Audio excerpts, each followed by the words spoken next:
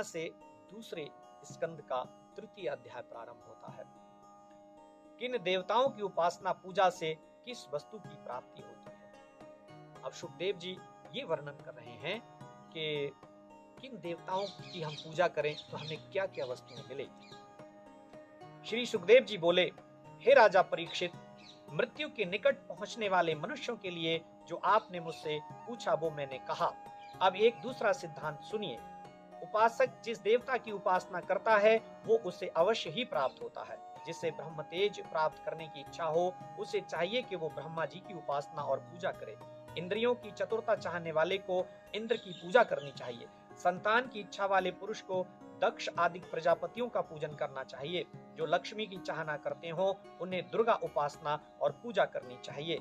इसी प्रकार तेज चाहने वाले पुरुषों को अग्नि की पूजा, धन चाहने वालों को वसुदेवताओं की पूजा, प्रभावशाली बनने के लिए रुद्रों की पूजा, राज्य की इच्छा रखने वाले पुरुषों को विश्व देवों की पूजा, प्रजाओं को अपने वश में करने वाले पुरुषों को साधु देवताओं की पूजा, आयुर्बल की इच्छा करने वालों को अश्वनी कुमार देवताओं की पूजा, पुष्टि के लिए पृथ्वी की पूजा, प्रतिष्ठा के लिए स्वर्ग तथा पृथ्वी, रूप चाहने वालों के लिए गंधर्वों की, स्त्री चाहने वाले पुरुषों को उर्वशी अप्सरा की, और यदि सबका स्वामी होने की इच्छा हो तो मनुष्य को चाहिए कि वे ब्रह्मा जी की उपासना और पूजा करें। यदि इच्छा हो तो यज्ञ द्वारा विष्णु जी की पूजा करें।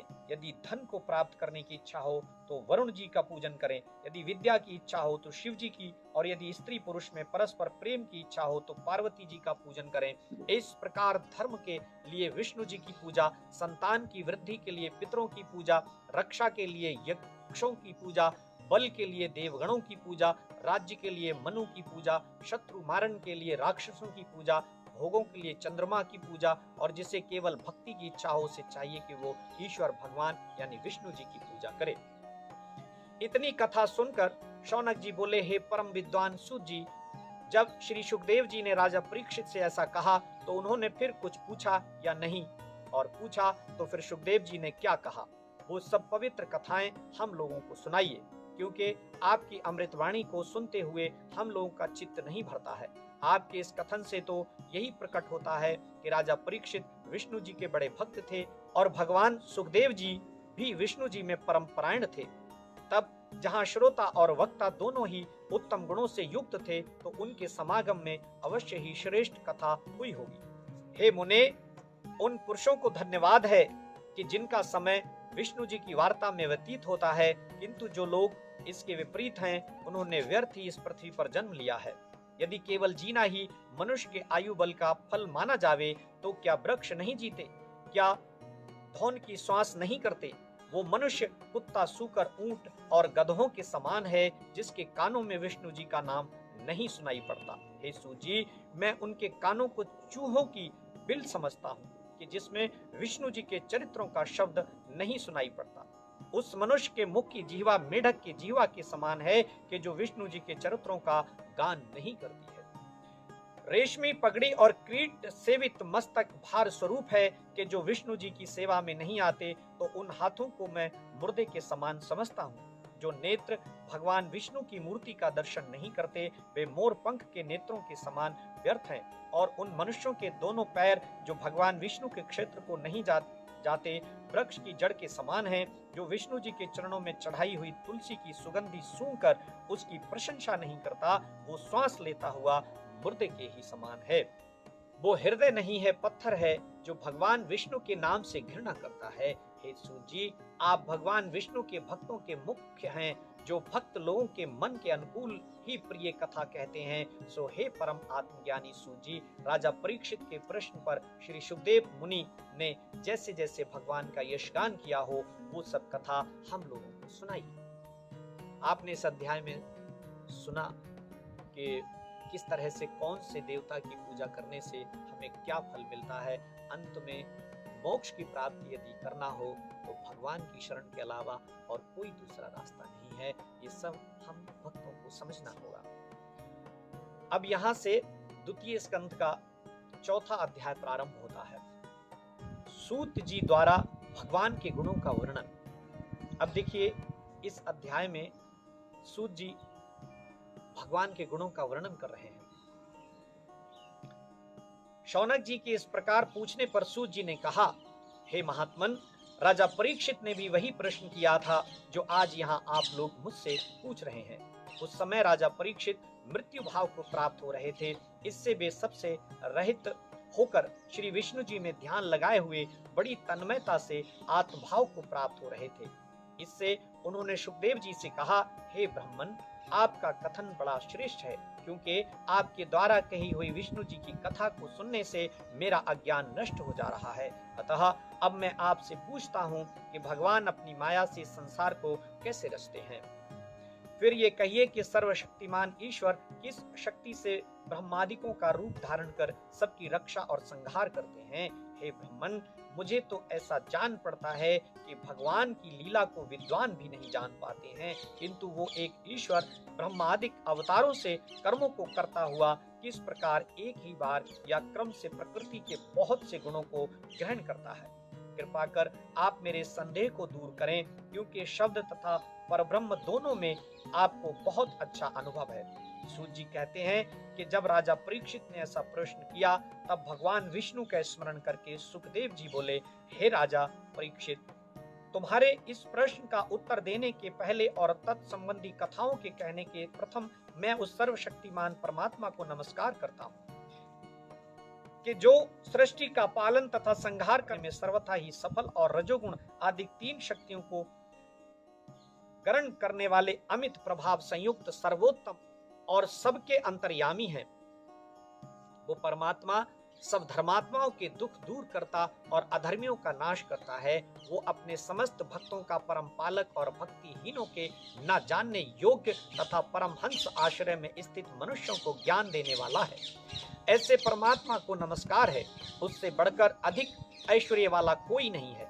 वो अपने भक्तों के पापों का नाश करने वाला और सब प्रकार से मंगलमय तथा यशस्वी है। उस ईश्वर को मेरा प्रणाम है।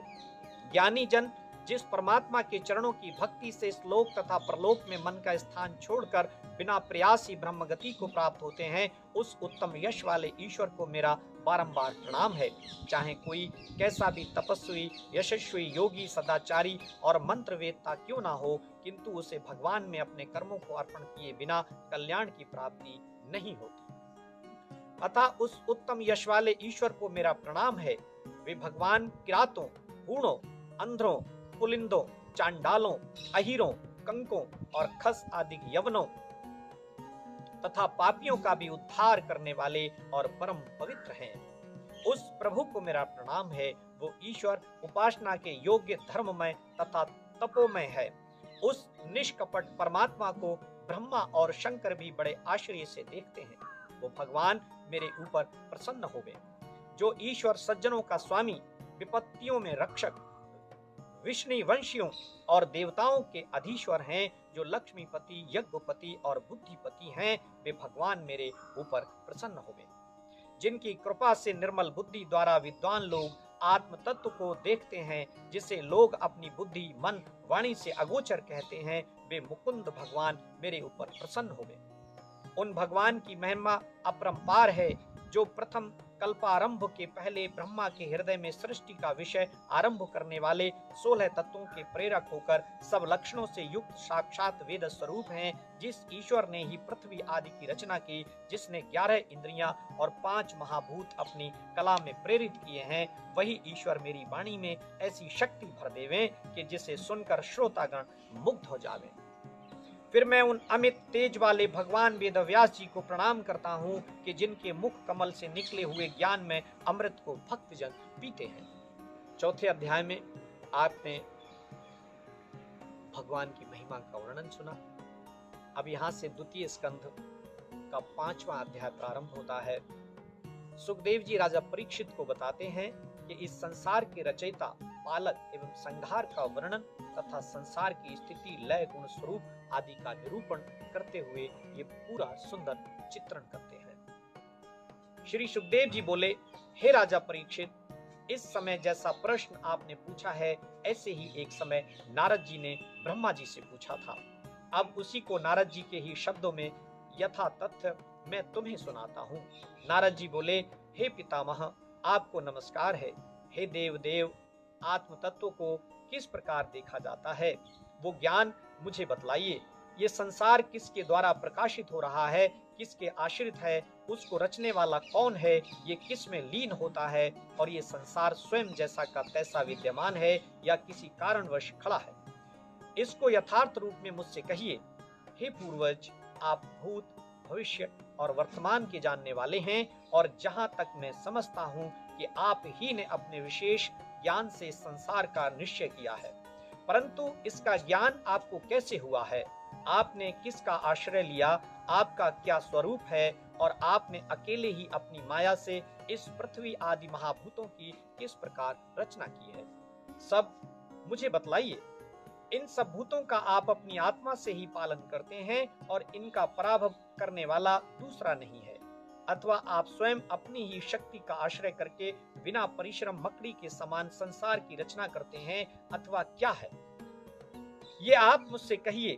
यद्यपि ये मैं अच्छी तरह जानता हूँ कि संसार में उत्तम, मध्यम और अधम नाम, रूप और गुणों सहित इस संसार को और इसके स्थूल तथा सूक्ष्म पदार्थों को आप ही उत्पन्न करते हैं, तथापि आपने इसके लिए जो भयंकर तप किया, इससे हमें खेद होता है कि कोई इसका ईश्वर भी है। जो हो, मैं एक शिष्य के समान ही आपसे ये सब जानने की इच्छा करता हूँ। नारद जी के ऐसा पूछने पर ब्रह्मा जी बोले, हे वत्स, जो तुम ये दया संयुक्त किंतु संदेह पूर्वक प्रश्न करते हो, तो तुम्हारा ये विचार बड़ा उत्तम है, क्योंकि इस प्रश्न को पूछकर तुम मुझे लोक कल्याण के लिए प्रेरित कर रहे हो। परोपकार से बढ़कर दूसरा धर्म नहीं है। फिर जो तुम मुझे ईश्वर कहकर मानते हो, तुम्हारा ये भी वचन मिथ्या नहीं है, क्योंकि मुझ में अवश्य ही ईश्वर का प्रभाव विद्यमान है, परंतु इसके साथ ही तुम्हें ये जानना चाहिए कि मेरे ऊपर भी एक ईश्वर विद्यमान है। वे हैं विष्णु नारायण। उन्होंने ही पहले पहल इस संसार को निज प्रकाश से प्रकाशित किया है, कि जिनके आश्रय होकर मैं सूर्य, चंद्रमा, ग्रह, नक्षत्र, आकाश में तारे और अग्नि सहित सृष्टि की रचना करने में सफल हुआ। ये उन्हीं की माया है कि जिसमें तुम लोग मुझे संसार का कारण कहते हो। अतः उन भगवान वसुदेव को नमस्कार करता हूँ, पर भगवान की ऐसी दुस्तर माया में भी मूर्ख व्यर्थ ही में रोड़े अटकाते रहते हैं, और उस प्रकार अहम मम ऐसा कहकर अपनी प्रशंसा करते हैं, किंतु वास्तविकता तो यही है कि ये पृथ्वी आदि द्रव्य, कर्म, काल, स्वभाव तथा ये समस्त जीव उसी भगवान वसुदेव के उत्पन्न किए हुए हैं, और इस प्रकार ये सब विष्णुमय हैं। हे नारद, ये वेद और देवतागण नारायण श्री विष्णु जी के ही अंग से उत्पन्न हुए हैं, और वे नारायण यज्ञ के द्वारा ही प्रसन्न होते हैं। ये जप, स्मरण, प्राणायाम सब कुछ उन भगवान की प्रीति के लिए किया जाता है। इन सब का फल देने वाले ही सर्वात्मक, सर्व साक्षी और सर्वांतर्यामी है, कि जिन्होंने आकाश को उत्पन्न किया। आकाश का विशेष गुण शब्द है, जिससे विकार उत्पन्न हुआ, कि जिससे स्पर्श गुण वाला पवन उत्पन्न हुआ। वो आकाश के संयोग से प्रत्यक्ष हुआ, जिससे एक शरीर की उत्पत्ति हुई, जिसमें इंद्रियां और मन विद्यमान हुए। तदंतर काल, कर्म और स्वभाव के कारणवश उसमें भी विकार हुआ, और तब शब्द, स्पर्श और तेज के योग से रूप उत्पन्न हुआ। फिर उस तेज से रसात्मक जल को उत्पन्न किया, तब शब्द, स्पर्श और रूप के मेल से जल में भी विकार उत्पन्न हुआ, जिसने गंध को उत्पन्न किया, कि जिससे गुणवती पृथ्वी उत्पन्न हुई। इस प्रकार एक दूसरे के मेल से शब्द, स्पर्श, रूप, रस और गंध उत्पन्न हुआ। फिर उसी सतोगुण अहम भाव ने मन तथा दशों इंद्रियों के अधिष्ठाता 10 देवताओं को उत्पन्न किया, कि जो दिग, पवन, सूर्य, प्रचेता और अश्वनी कुमार, ये पांचों कान, त्वचा, नेत्र, जीवा और नासिका के अधिष्ठाता हुए। फिर अग्नि, इंद्र, उपेंद्र, मित्र और प्रजापति, ये 5 वाणी, हस्त, पांव, गुदा और उपेंद्रियों के अधिष्ठाता हुए। इसी प्रकार जब तेज में विकारता आई, तो उससे श्रवण, त्वचा, प्राण, दृष्टि, जीवा, वाणी, भुजा, लिंग, चरण और गुदा, ये 10 इंद्रियां और ज्ञान शक्ति वाली बुद्धि तथा क्रिया शक्ति वाला प्राण उत्पन्न हुआ। परंतु अब ये सब स्वयं अपनी शक्ति से कुछ ना कर सके, अर्थात जब चाहते हुए भी ये अपने लिए शरीर की रचना ना कर सके, तब विवश हो विष्णु भगवान की शरण में गए। तब विष्णु जी ने इन सब को मिलाकर अपनी शक्ति से ब्रह्मांड नामक शरीर की रचना की। फिर उस आकृति को लिए हुए शेषशायी भगवान हजारों वर्ष तक जल में पड़े रहे। फिर काल, कर्म तथा स्वभाव में स्थित परमात्मा ने उस शरीर को चैतन्य किया, कि जिस एक ही अंड में हजारों चरण, भुजा, नेत्र, मुख और मस्तक विद्यमान थे। भगवान उस अंड को तोड़कर बाहर निकले, तब उसके कटी के नीचे के अंश से नीचे के 7 लोक बने। ब्राह्मण उस पुरुष के मुख हैं, क्षत्रिय भुजा हैं, वैश्य उसकी जंघाएं हैं तथा उसके पैरों से शूद्र उत्पन्न हुए हैं। फिर उनके अर्थात उन्हीं विष्णु भगवान के चरणों से पृथ्वी लोक, नाभि से भुवर लोक, हृदय से स्वर्ग लोक और वक्ष स्थल से महर लोक उत्पन्न हुआ। पश्चात उनकी ग्रीवा से जनलोक, स्तनों से तपोलोक और मस्तक से सत्यलोक की उत्पत्ति हुई कि जिसके कटी से अतल और जंघों से वितल लोक बन गया। फिर भगवान ने अपने जानुओं से एक शुद्ध सुतल लोक और जंघाओं से तलातल लोक की रचना की। इसी प्रकार घुटनों से महातल, पैरों से रसातल और पैरों के नीचे से पाताल लोक बना।